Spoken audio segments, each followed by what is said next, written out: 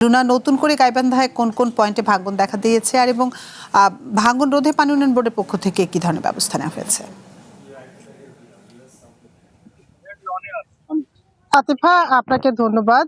আপনি জানেন টানা ১ মাস ধরে গাইবান্ধায় কিন্তু তিস্তা, যমুনা, ব্রহ্মপুত্র এবং করতোয়া, ঘাঘর সহ সবগুলো নদীর পানি বাড়ছে এবং কমছে। তবে গত ৭ দিন থেকে কিন্তু এই সবগুলো নদীর পানি বৃদ্ধি পেয়েছে এবং আজকে যেটি আমরা খবর পেয়েছি, আজকে অন্যান্য নদীর তিস্তা, যমুনা, ব্রহ্মপুত্র নদীর পানি অপরিবর্তিত রয়েছে। তবে করতোয়া নদীর পানি কিন্তু ৩৬ সেন্টিমিটার বৃদ্ধি পেয়েছে। এই পানি বৃদ্ধির ফলে গাইবান্ধার বিভিন্ন চর অঞ্চলে ব্যাপক ভাঙন শুরু হয়েছে এবং এই ভাঙনের কবলে পড়ছে প্রতিদিন নতুন নতুন এলাকা এবং ভাঙনের কবলে পড়ে প্রতিদিন শত শত বিঘা আবাদি জমি, বিভিন্ন উঠতি বয়সের শাকসবজি ক্ষেত এবং পাটের ক্ষেত কিন্তু নদীগর্ভে বিলীন হয়ে গেছে এবং প্রতিদিন আমাদের কাছে খবর আসছে যে চরাঞ্চলের নতুন নতুন এলাকা নদীগর্ভে বিলীন হচ্ছে এবং সেখানকার মানুষ ঘর বাড়ি নিয়ে উঁচু জায়গায় সন্ধান করছে এবং অনেকে যারা উঁচু জায়গার সন্ধান পাননি তারা কোনো কর্মে বাড়িঘরগুলো ভেঙে একটা জায়গায় জড়ো করে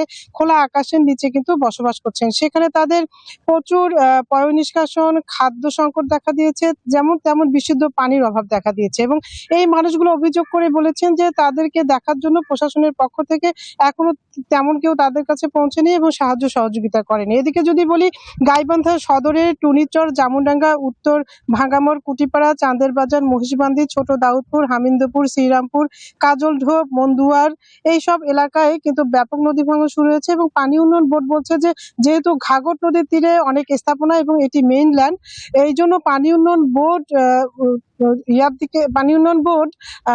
চর অঞ্চলের দিকে নজর কিছুটা কম দিয়ে কিন্তু এখন মেইনল্যান্ডের নদী ভাঙন রোধে কাজ করছে। তবে যতই কাজ করুক, নদী ভাঙন কিন্তু অব্যাহত গতিতেই চলছে। এদিকে যদি বলি, গাইবান্ধার সুন্দরগঞ্জে যে ব্যাপক এলাকা জুড়ে নদী ভাঙন চলছে, সেখানে রয়েছে পশ্চিম লালচামার, কালাইসোতা, ভোরের পাখি, বোচাগাড়ি, কেরানীর চর, পোড়ার চর, বাদামের চর, কাপাসিয়া, কাজিয়ার চর সহ বেশ কিছু চরে কিন্তু ব্যাপক ভাঙন শুরু হয়েছে এবং আপনারা জানেন ইতিমধ্যে কাজিয়ার চর এবং কেরানীর চর নামে দুটি চর কিন্তু মানচিত্র থেকে একেবারেই বিলীন হয়ে গেছে।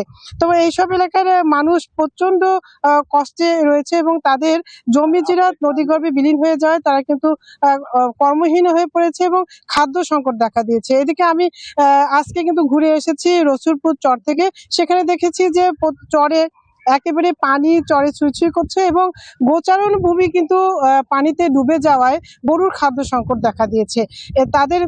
তারা বলছেন যে গবাদি পশু তাদের প্রধান সম্পদ।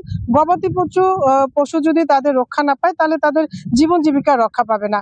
আমি যদি দেখি, গাইবান্ধার ব্রহ্মপুত্র নদীর পানি এতটাই বেড়ে গেছে যে একদম তীর ছুঁই করছে কিন্তু।